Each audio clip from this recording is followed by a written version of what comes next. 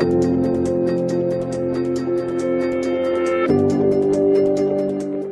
may remember last summer, David Warner announced that he's going to join when he retires, and we now know that Davey's ideal day, ideal scenario, will be walking out here for his final test match. That's what he hopes to do at the start of next year in the Sydney Test.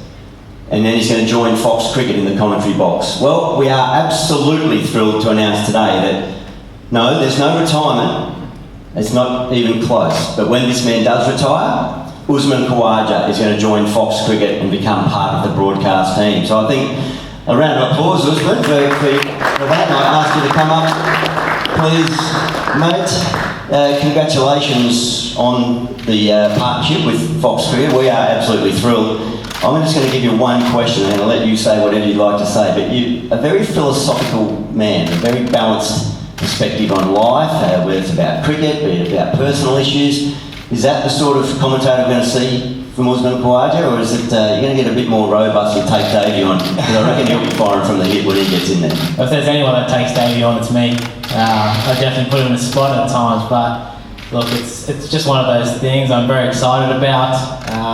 There is no finishing line for Usman Khawaja yet, don't worry. I still feel like I've got a lot of cricket left in me. How much, I don't know, but I'm still loving the game. I guess for me, commentating, I think I pride myself on just being myself, having a bit of fun and speaking my mind. And I think a combination of all those kind of things will get you what my sort of thoughts are in the game. And I think over the last couple of years, people have learned to respect that. And when the People's Champ says something, he says it from the heart. So that's what I'm going to say. Actually, I said I'll ask you one question. I just might ask you now. From a current player's point of view, you observe broadcasting. We all grew up with some iconic names, Richie Benaud and the like, and that era of commentators to now, the more current batch. Is there something that players would like to see done differently from a broadcast point of view or a commentary point of view? I think it's hard to please everyone, really. I think a lot of times you're commentating, you're not specifically commentating for us or for these guys.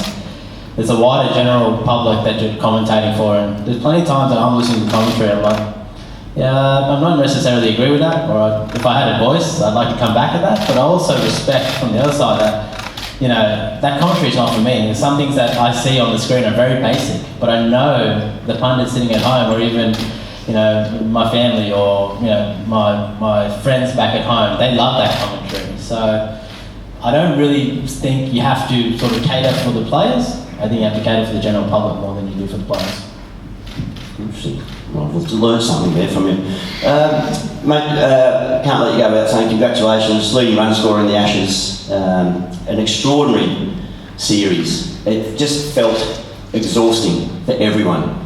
For viewers watching, it was exhausting, the emotional roller coaster up and down. I can't imagine what it was like for you guys as a team. You've had a little bit of time off now. What are your reflections on that? Are there any key learnings that you take away personally or as a team as we then launch into this huge summer of cricket coming up?